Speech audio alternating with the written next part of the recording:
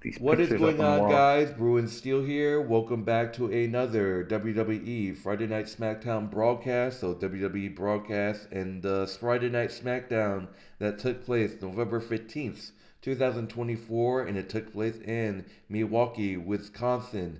And, yeah, I'm joined by Canadian Yorker. Canadian Yorker, how's it going tonight?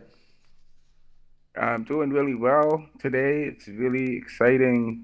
Just a new week starting. So just got off work, but I'm glad to be here and talking to you about wrestling. So All right, so let's get started. It is the Road to Survivor Series War Games, which is taking place November 30th. So I can't wait for that. So it's gonna be a hell of a show. And if you guys don't know, I'll say it again. Me, Canadian Yorker, and our friend Joey, we're going to the WWE Monday Night Raw, which is taking place December 16th. In Boston, Massachusetts. So we're gonna be there live. So be sure to check out my blog, my full matches. And another thing, it's going to be a double taping, so it's going to be interesting. But let's get started with this broadcast. So, yes. So we start off with the show. Wait, excuse me. Come on. Why is this acting up? Come on. Excuse me. Here we go. We're starting off with Cody Rhodes kicking them off. He says Kevin Owens has crossed the line, and he wants Cody Rhodes. He wants Cody Rhodes want Kevin Owens to come out right now because he's really pissed off while saying he's demanding that KO comes out. Instead, Nick Aldis walks out with the purpose, saying that he knows Cody Rhodes is angry, and so is he. Randy Orton is laid up with severe cervical trauma after having his back two together. He understands that this is a very difficult situation. Owens used a pile driver, which wrestling moves have been banned, and there's a reason that move is outlawed. They don't want this generation to end up in wheelchairs later. Um, he knows everyone does what it takes to succeed in the company, but Owens crossed that line. The fact of the matter is, until they figure this out, um, what's going on with this whole thing?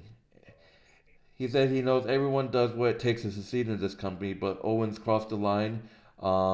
Nick Aldis said the fact that the matter is, until they figure this out, Nick Aldis said he can't have Kevin Owens here. And Rhodes naturally said he doesn't like this. He said he's making a martyr of Kevin Owens. You're giving him exactly what he wants. Cody asked Nick to let him handle this. Owens is self-righteous, insists in the ass. All this stops him from saying whole. The fans do it for him, and at least a few of them. Nick Aldis pushed against Rhodes' work, saying that he can't let the inmates run the asylum, and Owens simply can't be here until the situation is resolved internally. And then that's when Cody Rhodes asked him to be real with him. He knows that Nick Aldis has to be businessman, but he's also a wrestler under that suit, and he wants him to appeal to that. Rhodes tries to hit him in the feels by talking about the effect Orton has had him on him, bringing up Randy, telling him how he was proud of him at WrestleMania 40, the highlight of his career. Orton means that much to him, and that because of him, he can't deal with that. He wants to handle his business in the WWE ring because what else is he supposed to do? Beat Owens' ass in front of his yard? Cody said he knows all this. Doesn't want that from the company's champion, but the ball is in his court, and he won't wait very long for the decision on this. And basically, commentary said this far beyond going to human resources, and they need to deal with Owens. Ending the opening segment. Yeah, obviously Cody Rhodes wants a piece of Kevin Owens. They're gonna go face to face next week. So do you think that Cody Rhodes and Kevin Owens, do you think they're gonna face off against each other for the title at Survivor Series War Games? I think they might be setting up Kevin Owens and Cody Rhodes at War Games, since Cody Rhodes has no business being in that War Games match at with Roman Reigns. So I feel like, I mean, Cody Rhodes is advertised for War Games, so the only logical thing to do is have Cody Rhodes defend the title once again against Kevin Owens. How do you feel about that opening segment? Do you think that they should do Kevin Owens and Cody Rhodes for the title at War Games? Yes, I do believe that they should do Kevin Owens versus Cody Rhodes for the title, because Cody's the champion and and Kevin Owens was beaten by Cody the last time they faced off. So it does make sense that Kevin should get another shot at the championship. And Cody needs this. Cody needs somebody who's gonna push him because he's been really stale as champion. He hasn't really been uh, how can we say respected, a respectful champion. He pulled off the biggest upset we ever seen in WWE history, one of the biggest upsets ever, by beating Roman Reigns at WrestleMania 40. And ever since then, he hasn't really been. He's been doing his thing. He's been living up to the expectations, but he hasn't been pushing himself to go further and farther than he's ever gone before. And Kevin Owens has been fighting for 4 years. Been fighting the Bloodline. Been fighting Roman Reigns. He's been fighting a lot of them every single year for 4 years. But now we have a different type of Kevin Owens. We have a heel Kevin who wants to take the championship off of Cody Rhodes, and I would love to see that happen. And Cody does not need to involve himself. Now he's occupied with Kevin Owens. He doesn't need to get involved in the situation with the bloodline and the OG bloodline because Roman Reigns already has his crew back, and the blood and Simon and Solo Sikoa already has his crew, and so we can let the two storylines play out by themselves. The Roman and the OG bloodline, and the bloodline, and Cody Rhodes with Kevin Owens. I mean, this is obviously a personal matter between Cody Rhodes and Kevin Owens because Kevin Owens was Vandy's partner and he took out his partner, so it makes sense. I'm all for Cody versus Kevin at War Games, and man, if it will be interesting. Maybe Kevin Owens will beat Cody to get the title off him, and we'll have to see what will happen with that. So, that would be really nice to see. All right, so moving on to the first match of this Friday Night SmackDown.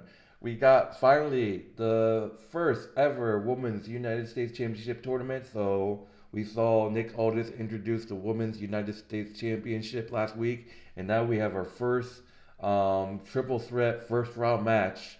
I'm excited to see who's going to be the first women's United States champion. In this first round match, we got Bayley versus Candice LeRae versus B-Fab. If you guys don't know who B-Fab is, she's part of the Street Profits. Bayley taking out early so B-Fab can run wild on LeRae. They pull over B-Fab training with the Street Profits to get ready. She looks solid taking it to LeRae. She even takes out Bayley when she gets back to the apron. LeRae breaking up a Bayley pitfall attempt after an elbow drop. LeRae backcracker to Bayley, but on top of B-Fab. A pitfall attempt on both, only gets two. Candice up top, B-Fab thrown off. Bayley up and going for a suplex. B-Fab rushes over to add to a powerbomb to Bayley, and they all come down. LeRae shifts her weight to land on Bayley. She gets the two, but B-Fab knows it's fast enough to break that up. Bayley comes back, gets a Bayley to belly. She's thrown out, and LeRae almost steals a pin. Commotion Bayley back gets a Bayley to belly. She's thrown out. Bayley back in, and she eats a big hand, and then B-Fab with a rock bottom. So B-Fab hitting a rock bottom.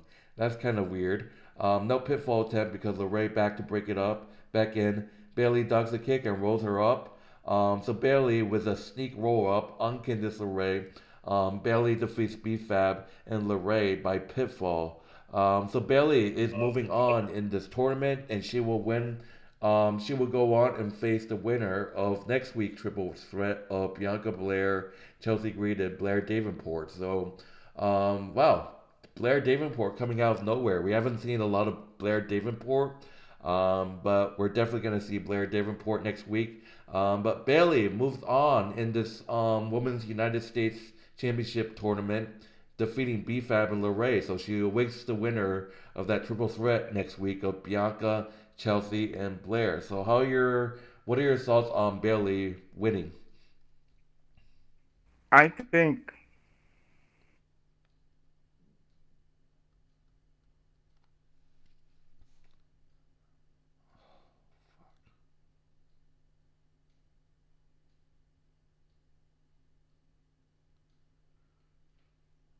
first time we've ever seen those two ladies win a championship. I know Bayley's a popular one, but I would rather prefer seeing one of those two become the champions. But Bayley won, and now Bayley is going to be the challenger, along with the next person who's also going to be the challenger.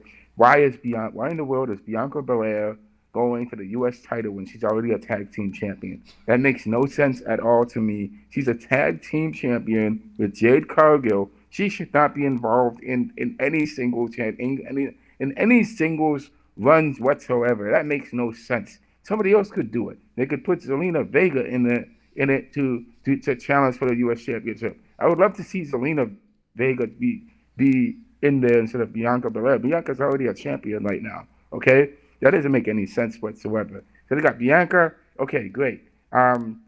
Chelsea Green, your girl, of course. You got Chelsea No. Green there. Okay, you got Chelsea Green, and then you have Blair Davenport. Okay, I'm gonna give Blair Davenport the benefit of the doubt. She also deserves the ability to be a U.S. Women's Champion, and that would be wonderful to see her become the champion. But why in the world should Bianca Belair be given and Bayley be given the chances to get the to become U.S. champions? They've been champions before. It doesn't make any sense right now. Let some of the new the other talent in the women's division become champion. Okay. Yeah, Chelsea Green has been champion before, yes. But I mean, she's really gonna have to prove herself at this singles championship to actually get. I mean, this is basically a cakewalk for Bianca, and for Blair together. It's a cakewalk because Chelsea Green cannot defeat Bianca and Blair at the same time. It's just going to be difficult, but it is what it is. I would rather see someone else, some of the other talent on the women's roster get the opportunity to get the shot at the women's championship. Oh, all right. So moving on, we got LA Knight making his entrance. LA Knight gets on the microphone before anyone answers. He said he got a special strap for the title from the look of it. He also brings up Sami Zayn. So apparently Sami Zayn is asking around to be the fifth member of the Bloodline Civil War. And Sami went up to LA Knight and asked him, but LA Knight declined. He said that Sami Zayn asked him to join the Bloodline Civil War, but that ain't his fight. He doesn't need it. He doesn't want it. And he said if the bloodline destroys itself, he would be perfectly fine with that. So I don't get why Sammy would ask LA Knight to join because obviously there's history between LA Knight and Roman Reigns. So and he talks about he ain't Logan Paul. He's not here to defend the title twice a year. Instead, he'll be defending it here in an open challenge. So we got a United States Open Challenge and Legado del Fasmo. Of course, Legado del Fasmo music hits and the entire crew is walking out. Who is answering the call? Santos Escobar said that why can't LA say something cool, something interesting, something that has a ring to it. Milwaukee boos him for that. And he said that he wonders if LA is tired of hearing himself speak. He doesn't know about the Milwaukeeans, but he's tired of it and thinks it's time to shut him up. He mentions that Lopez has a unique opportunity to become the first ever women's United States Championship. So he's thinking maybe he should bring the men's title to like Gano del Fasma too. And it's like, wow, what if that would be a accomplishment? That would be a accomplishment if like Lopez wins the title and then someone takes the title off of Logan and then like Gano del Fasma has all the U.S. titles. But I was like, fuck that, that's not gonna happen. LA Knight calls him off to say that he can feel this goof staring a hole in him, which taking to true. Knight said he already beaten Esbar, but how about he gives him an opportunity of a lifetime? So, and basically he likes he had to drop the daddy act to Lopez. So, and then he said Escobar gets in his face, and then Berto, who's one of his goons, steps up and attacks LA Knight. So one of Escobar's guys, Berto, that's his name, gets the opportunity at the United States title. So we got LA Knight versus Berto, who's one of Escobar's goons. Yeah, I'm calling him goons. So so, so talking about this match, um, the match started with the Berto was in control, working a abdominal stretch. LA Knight fights off, clothesline over the top rope. Outside the ring, the Fantasma making their presence felt. LA Knight throws Bertoto's head into the commentary to the yeah chance. DDT back in the ring for two. Berto tries to roll him up, but only gets two. Follows up with a springboard kick and again gets two. He looks perplexed by this moonsault from Berto, but Knight gets his foot up. Slam misses the elbow drop follow up. Berto drop kick in the corner. Top rope he goes chop to set him up, looking for a suplex. Knight fights him off, then hits the elbow. BFT right after. That would do it. LA Knight defeats Berto by pitfall. LA Knight is still your United States champion. I'm not gonna lie, I don't like Legado del Fantasma, but Berto's pretty athletic. He had some great chances in this match. Kudos to him, I guess, despite me hating the group. Fuck Santos. But LA Knight defeats Berto by pitfall. And then while he's still celebrating, he turns around. Shinsuke Nakamura is back, baby. Shinsuke Nakamura decks out in all black. Nakamura lays LA Knight out and then walks off. Shinsuke Nakamura returns in a unbelievable way. Shinsuke Nakamura, I like the new look. So there you have it. Shinsuke, for once, in LA Knight is having a hell of a feud. Shinsuke Nakamura and LA Knight, oh my god, that's gonna be a hell of a feud right there. So I can't wait for that. Welcome back, Shinsuke Nakamura. I mean, I've been talking about like what are they gonna do with Shinsuke Nakamura? He has to be coming back, but who's he gonna feud with? And I think LA Knight is the perfect candidate. Is Shinsuke Nakamura gonna bring back his creepy promos that he does on the Tron, like he did before? We have to see what his promos will be like, but LA Knight gets the win. Still United States champion. Nakamura decks him. This is the beginning of a Shinsuke Nakamura and LA Knight rivalry. I can't wait for this. What are your thoughts? Wow, it's exciting, and it would be great to see Legado del Fantasma get the U.S. title. But Santos needs a title, man. Santos hasn't been relevant since his feud with Rey Mysterio. We haven't seen him. What happens to them? He just up and vanished. And ever since feuding with OWO, and they just vanished, and now they're back, and Santos is feuding with LA, and then I mean Santos definitely deserves a shot at the title again, and he definitely deserves to win it off of LA Knight. That'll be another great feud with that going forward. I would love also to see some character development with the goons of Legado of LWO. I don't know much about Berto. About we don't know much about him. We just know that he's a goon and that he's part of LWO. So it would be great to see more more character development with the goons and for just like I said before regarding the women's title. If you have the female character from LWO join the join the fight to to get the women's title, man, it would be great to see. It would be great to see Zelina Vega and the other lady going for the U.S. title along with that would be wonderful. But the booking has been like it's not what it should be. LWO LWO is LWO is done with Gargano del Fantasma because LWO got traded to Raw, so I don't think they're gonna feud anymore yet anymore. Yeah. Well, I mean, it'll be great to see some of the female characters get more involvement there. Yeah. And then Shinsuke, it's great to see Shinsuke Nakamura is back. Welcome back. It's great to see you back, and That you're that feuding with that LA that Knight. feud with That's LA gonna be Knight's gonna be exciting. great. That feud between Shinsuke and LA Knight's gonna be good.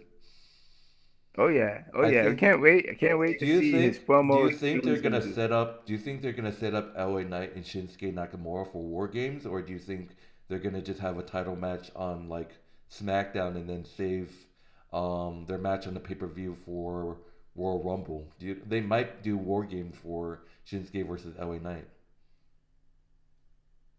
LA Knight is going to feud with Shinsuke Nakamura because Shinsuke Nakamura is a really great heel. I mean, he's so much better as a heel than he is as a face. And so it'll be really great to see Shinsuke Nakamura feuding with LA Knight for the U.S. title. This is good for him. He was great. He was great feuding with Seth and Cody.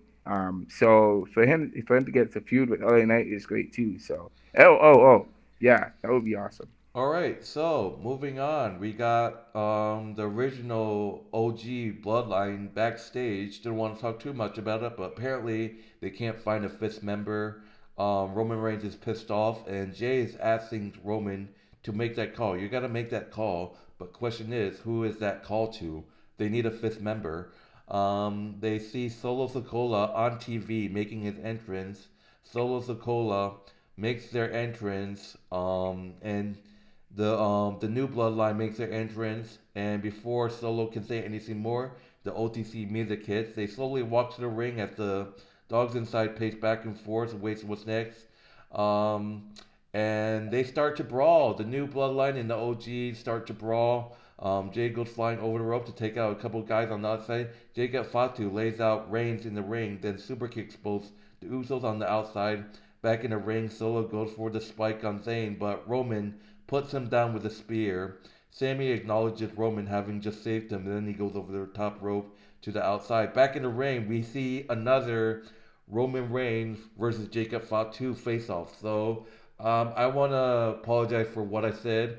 Um, I've been saying it, but I guess I was 100% wrong. People are saying that what if Jacob Fatu is secretly working with Roman Reigns? I don't think that's the case now.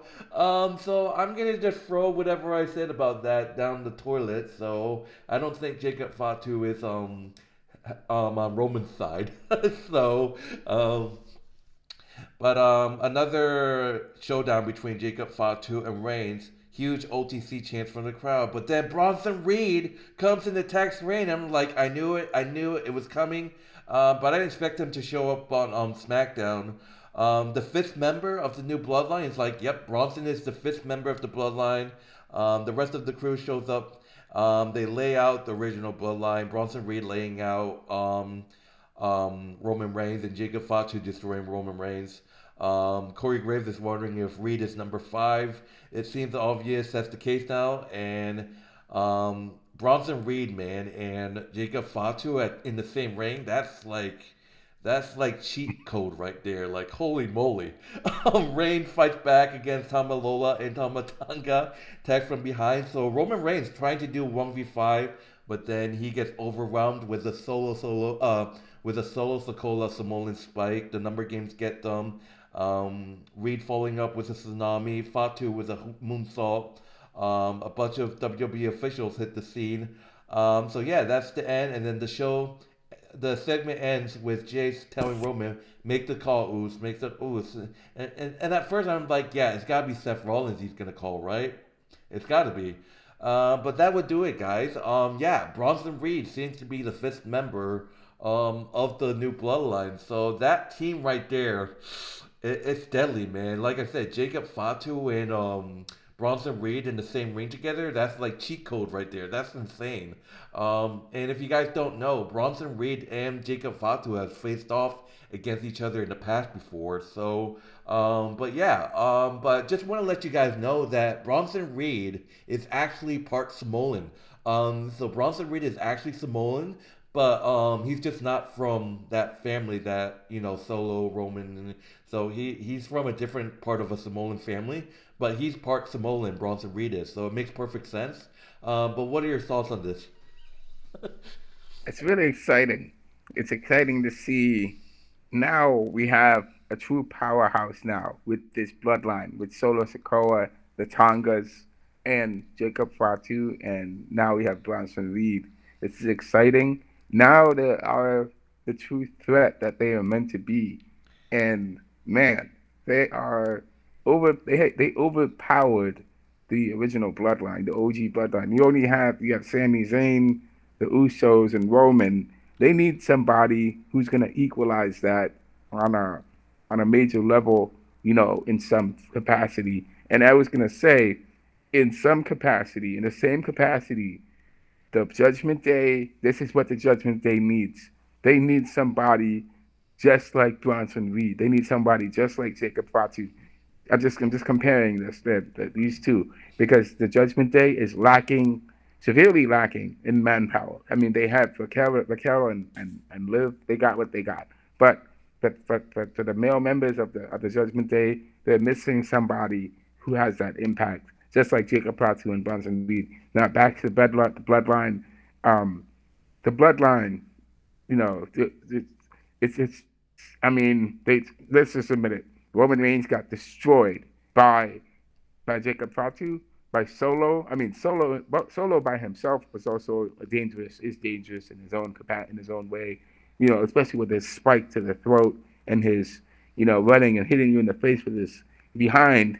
And I mean, all of them do it, but but you have three guys that are powerhouses, and they're all dangerous, in their own right. I don't know about the Tongas. The Tongas just they're more of a threat for the Usos, but they're not really a serious threat for for Jacob Fatu and Bronson Reed because those two together will destroy them together. Let's just admit that. Um, and Roman Reigns just got laid out, and Sami Zayn got laid out as well. Sami Zayn and Bronson Reed also had some problems also as well. So, but in all respects, we don't know who the fifth member will be. I thought when Roman called whoever he was calling, I thought to myself, he must be calling Paul Heyman. He must be calling Paul Heyman to ask for help. But I remember Paul Heyman's phone. I think he had two phones. One of his phones was broken by by uh, by Solo. So we don't know if Roman can reach Paul Heyman right now, and I don't we don't really know the status of Paul Heyman's recovery. He must be fully recovered by now. I don't know, but we'll have to see what will happen going forward and see who the fifth member for the Bloodline. All right, so moving on, we got a tag team title match between the Motor City Machine Guns and the Street Profits. So a lot of title match. I liked the SmackDown, but yeah, it was a great match until it got ruined. Montez Ford and Chris Sabin go quickly slatemate. Sabin offers a hand and Ford refused to shake, instead attacking again. In comes Alex Shelley, some Tatum work to get the 2 count. Shelley works the arm, Ford pushes him off. Big lateral. Angela Dawkins tags in, taking Shelley out with a shoulder block and throws onto the announcer table back. And the machines are back in control. Sabin off of the top with a drop kick into a flannery from Shelley, but that gets only two. They switch off again. Dawkins tags Ford back in, and they do the same Teddy and offense to get a 2 count. Ford tags back in. They go for the finish, but Tomso Simpa from DIY shows up and push Ford's off, ending in the disqualification. Obviously, Tomso Simpa is pissed off that the Motor City Machine Guns or the Street Profits got a shot. Johnny Gargano runs in to try to stop Simpa from running around, and we see Tomso Simpa shove Johnny Gargano to the floor. He leaves yelling about, "We talked about this. We talked about the titles." Back in the ring, the Machine Guns helped the Profits up while saying that wasn't us. We had nothing to do with it. Despite this, Dawkins throws a punch. So chaos in this tag team division. We got possibly DIY breaking up, and we might see the Street Profits turn heel. But I mean, we have to see what happens. It's just a difficult situation for this whole thing. Like Triple H or Nick Aldis, do the right thing. Do like, if you have to, do a triple threat match. That's the only that's the only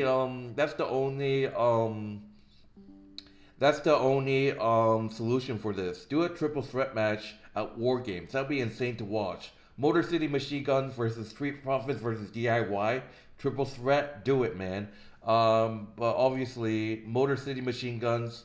I believe they defeat. I think they defeat one of those teams. Won by disqualification because Tomto Simpa doesn't like how the Street Profits got a shot at the tag team titles. So DIY could be. People are like, no, they don't want DIY to turn heel.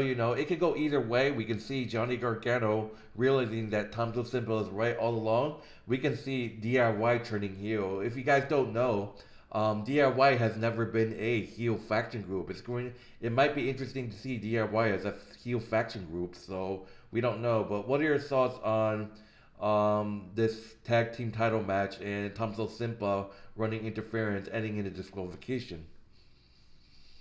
I think it's interesting. It's really frustrating. First, it's really frustrating to see the Street Profits not win an actual tag title. That's just frustrating to see. It's also frustrating. How long were the DIY champions for? They weren't champions for long. It kind of it makes sense that they should get another rematch, obviously, but they don't because the Street Profits get the rematch over them. But and obviously for the Street Profits now, they've been underwhelming as a tag team. They should be tag team champions by now, but it just seems time after time after time they keep getting screwed over and over again by the management, by it just keeps happening. They just keep getting in their way, and it's just unfortunate. And I think it would be interesting to see, um, Street Profits turn heel possibly, just to see them get what they want already. This is not the first time though that I've noticed that I've seen Champa Shimpa frustrated because he was frustrated before they won their championship, before they won their first title as a tag team, and then they won the tag team title and they were happy about it, and then they defended their titles. But this was the first time he was frustrated over the fact that they lost, and this is just how it is with Simba. With Simba, Simba gets frustrated when things don't go his way, and things don't work out. So we see sometimes he's good on good terms, and then he's on good terms with Johnny, then he's on bad terms at the same time, you know. And so I mean, there's obviously a lot of tension there between Tomso and Johnny. So it would be a terrible thing to see Tomso and Johnny break up again. But maybe it would be interesting to see them definitely turn heel for sure. I could see that happening. I mean, I know Motor City Machine Guns are a new group, so we'll have to see how they do. All right. And So, also, yeah, I was gonna say, and also, yeah, definitely we need to see a triple threat match at our War Games. all right. So, moving on, we got the main event. We got your girl Nia Jax, and then we got against Naomi. The title's on the Oh line. The man. women's championship is on the line. Nia Jax versus Naomi for the Whew. title. Naomi with the advantage early on. Split leg drop gets two, even though we see Jade, Cargill, and Bianca looking on as well as Tiffany. And I was like, Tiffany is definitely gonna come out and do chaos again. Some flip from Naomi, but Jax kicks out at one. And for once, actually, Naomi put up a fight. Naomi actually put up a fight against Nia Jax. I'm not gonna lie. Some flip from Naomi, but Jack kicks out at one. So Nia Jax showing that she can kick out of anything. She follows up with a big lateral that gets just one. Just kicking Nia Jax kicking out at one. Headlock time. Nia shows it, slow down, and starts working over Naomi off the ropes. Lifts her up in the air and headbutts her. A huge headbutt by Nia. She rushes her, but Naomi moves, drops her, then a suicide dive into the outside. Coming back, and Jax was in control, but another comeback from Naomi. Like I said, Naomi was fighting for her life in this match. Um, Crossbody off the top, kick off the second rope, and she hypes the crowd. Rear view hit, she only gets two. Jack backs her in the corner. Naomi rushes her mid ring, and Nia Jax hits the pop up Samoan drop near the corner. Jack goes over to the ropes, drag her closer, and goes up, but Naomi sends her outside. Naomi with the crossbody off the top rope to the outside, which was amazing. And we see backstage that Liv Morgan and Raquel Rodriguez has arrived, and they just attacked Bianca and Jade. So Liv Morgan and Raquel attacking Bianca and Jade in the backstage area. Back in the ring, Naomi throws Jax in the ring, but then before she gets back in, Tiffany Stratton runs down and hits Naomi in the back while the referee is distracted. Jax takes over, but Naomi fights back. They go up top to the top rope, and Naomi manages to counter a slam by sending Jax over. That looks brutal. It only gets two. Um, It only gets to Stratton on the apron, and Bayley is out to get her out of the way. Jax rushes Naomi in the ring. She rolls up, but only gets two in the ring post. Split legs, moonsault, another kick out. So, oh my god, Naomi hitting the finisher on Nia Jax is like, there's no way, right? Naomi with like almost beating Naomi twice. Nia with two close pitfalls, but that wasn't enough. Naomi couldn't believe it. That wasn't it. Suddenly, Candice LeRae attacks Bayley from behind into the post. Naomi distracted. Jax up for from Nolan drop and is like, yeah, that's it. Nia drags her over and hits the Annihilator, and that's it. Nia Jax defeats Naomi by pinfall. So yeah, your girl won. Yay! I'm just joking. So well, but kudos to Naomi. It was a hell of a fight. But Nia Jax obviously was gonna retain. But I thought for a second that they were gonna give it to Naomi. That would have been a huge upset. I know you would have been like, yes, if Naomi won. So, True. but Nia Jax defeating Naomi, that was a hell of a match, though. Despite all the interference. But what are your thoughts on Nia Jax retaining? Well, let's just give it. I'm gonna give it congratulations. Thank you. You did a wonderful job, Naomi. I'm gonna give you kudos. You did put up a hell of a fight against Nia Jax. Nia Jax is not an easy individual to take down. Not There's not a lot of ladies that can definitely fight her off and take her down. But Naomi definitely shows she has the skills to do it. She can do it. Um, but Nia Jax, unfortunately, she is big, and she just overwhelmed her with her power, and that's just the way it goes. Sometimes, you can have all the technique you want, but you don't have the power, and the power wins, obviously. So, but the thing is, that's it with that. And of course, Tiffany Stratton's going to try to get involved and try to just get cause a distraction, and try to help Nia win the match. But in reality, Nia Jax didn't need Tiffany's help. Let's just be honest about that. She didn't need their help to win. She could win on her own. She can do it. Bayley came out to help her. Bayley came out to help Naomi, and Bayley's definitely has to do some unfinished business with Candice LeRae, who Bayley and Candice LeRae need to settle their differences. Obviously, Candice LeRae is starting a feud with Bayley. Bayley needs to handle that stuff, and also finish that business with girl Tiffany Stratton as well. So Bayley and Tiffany Stratton gotta to settle that stuff.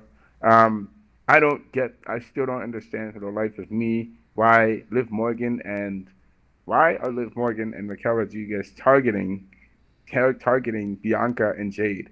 There's just too much overlap here. Bianca is War games. involved in the women's championship match. I just let me finish.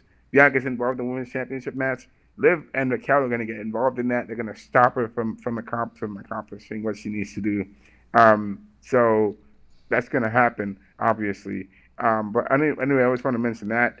Um, so yeah, Bianca and Liv, and Bianca have to do to finish that business. And there's also the last thing I wanted to mention um, regarding uh, just Nia. Who's going to be Nia's next competitor? Who's going to be the one challenging her next? Because I want to know that. Like, who's going to be taking her on next? You know, She's gonna take a break. Full Roman. if, if you ask me, it should be. What if she does that, Paul Roman? Oh boy, I'll be pissed. All So right. I'll be pissed. But to end the show, you mentioned it before the show ends. They cut backstage to Roman Reigns, who's still hurting. He pulls out his cell phone and he says, "Call." I thought he was gonna call Seth Rollins, but he said, "Call the wise man." And there's the huge pop. But then the response he gets is a recording voice that says, "The number he's trying to reach is not in service. It keeps going. This is a recording. This is a the what the number is not." I'm like, what is this? But like you mentioned, Solo destroyed Paul Heyman's phone, but I'm like, no, this can't be happening. Is Paul Heyman really gonna team up with Solo and other crew after all getting kicked out? It's like this can't be happening. There could be. I mean, this storyline has been cinema. Like this is the show closes with the repeating beep of the phone still going off. Roman is devastated. But the question is, what happened to Paul Heyman? Like, I don't know. It just after what Solo did to him, I just can't see, Paul Heyman betraying. I mean, Roman Reigns, and people are like, I think Paul Heyman is gonna betray Roman Reigns. People are like, Paul Heyman as a face, he doesn't do that. But there are people saying that, Paul Heyman might have aligned himself with The Rock. Um, but we have to see what happens. I'm interested to see what happened to Paul Heyman. Um, do you think that's because Solo destroyed his phone? But people are like, oh, it's been so long since that segment. I'm pretty sure he replaced the phone. But obviously Paul Heyman is not responding. So I'm really curious about where this is gonna go. But I'm gonna be devastated if Paul Heyman turns on Roman and joins Solo's side. I just don't see it since getting put through the announce table and Solo attacking him. But it doesn't make sense if that's the case. But who knows? Maybe Paul Heyman. People are making jokes saying that what if we see Paul Heyman returning with The Rock? What if we see Paul Heyman returning? People are making jokes. It's not gonna happen, guys.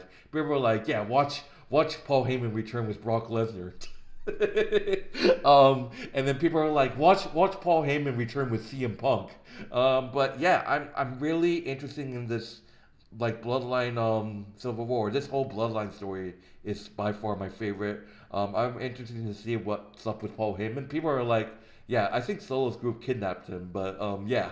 But what are your thoughts on this whole ending with Roman Reigns and Paul Heyman's phone going out of service? So I would say this that the person that's most likely, let's just say this, like the person that's most likely to hurt you the most is always the person that's closest to you. So it's always could be someone you know, someone that's in your family or a friend. And so, I mean, looking at the history of Paul Heyman, Paul Heyman has a history of doing this. This is not the first time Paul Heyman has betrayed somebody that he was close to. Paul Heyman has betrayed Brock Lesnar. Paul Heyman has betrayed CM Punk. Paul Heyman has, I believe, I remember the history. I think he buried ECW in the past. So this is not the first time Paul Heyman has done this. But if Paul Heyman does not betray Roman Reigns, it would definitely be, I would be shocked if it doesn't happen. But it will be really interesting if Paul Heyman aligns himself with The Rock. We still don't know what the situation going on with The Rock is, but if Paul Heyman aligns himself with The Rock, I mean, I've never seen Paul Heyman align himself with The Rock before. That would be interesting if it happens. And if he aligns himself with Solo Sikoa, that makes it interesting as well. So, but yeah, it would be interesting to see what happens with the situation with Paul Heyman. We still don't know his health. We don't know what is going on with that, but hopefully he's okay. And it'll be interesting to see him come back and see what he's gonna do in the future. So I would love to see that happen. Actually, what I would also find interesting to see if Paul Heyman, if he does stay with Roman Reigns, will he help Roman Reigns repair his relationship with Seth Rollins in a sense? Because that's what I'm wondering. Are we going to see if will Seth Rollins help Roman against the OG bloodline, and will Seth Rollins could talk to Paul Heyman about what's with that, and uh, will they reconcile in a sense? All right. So we don't know. All right. But that would do it, guys. It's been a long video. In terms of grading, I'm gonna just say it. This was probably the best SmackDown I've seen. It was great, so I'm gonna go ahead and say it. I give this show A plus, A plus all day. It was a great show. It was unbelievable, especially that cinema thing with Roman Reigns and the wise men like not answering his phone. A plus for me. That's straight up. It was great. I mean, I wish the tag team title match had a winner. I have to say that Nia Jax and Naomi match was great. Cody Rhodes yelling at Nick Aldis. Obviously Bayley, Candice LeRae, and B-Fab. That was amazing as well. A plus for me, straight up. How about you? I think it was. I'm gonna give the show an A. It was a great show, but I think that there's some things that could have been better. Obviously the tag team matches definitely could have used seen a winner happen there. I agree with you on that point. The other point was with Bayley getting the chance to win the U.S. title. It just doesn't. I don't.